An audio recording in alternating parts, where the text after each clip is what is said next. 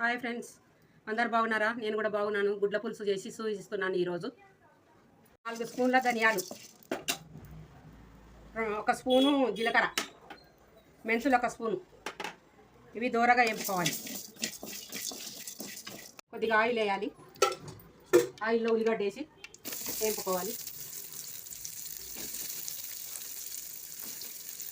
నేను 3 ఉల్లిగడ్డలు వేసినాను. ఇవి మంచిగా దూరగా వేపాలి. ఉల్లిగడ్డ ఏంపింది, దాంట్లో ఎల్లిపాయలు వేసి మిక్సీ పట్టుకోవాలి. కొద్దిగా రాళ్ళు ఉప్పు కూడా వేసి మిక్సీకి పట్టుకోవాలి.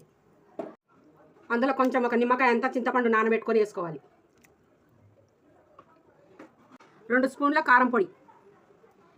ఇప్పుడు అన్నీ వేపుకున్న పౌడర్, ధనియాలు, జీలకర్ర, మెంతులు, 1 స్పూను పసుపు. ఇవన్నీ మిక్సీకి పట్టుకోవాలి మెత్తగా.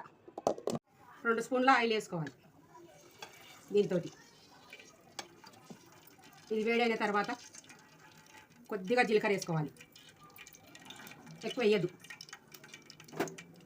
నూనె ఆయిల్ వేడైనాక ఇదందరూ వేసుకోవాలి.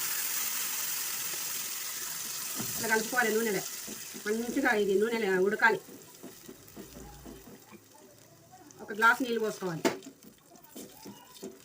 ఇది మరిగిన తర్వాత గుడ్లు వేస్తా, చూపిస్తా. ఇదంతా మరిగించిన తర్వాత ఈ గుడ్లు వేయాలి. కొంచెం కాట్లు పెట్టుకొని ఇట్లా గుడ్ల పులుసు రెడీ. గుడ్ల కూర, గుడ్ల పులుసు రెడీ. ఒక లైక్ ఇచ్చి షేర్ చేసి సబ్స్క్రైబ్ చేయండి.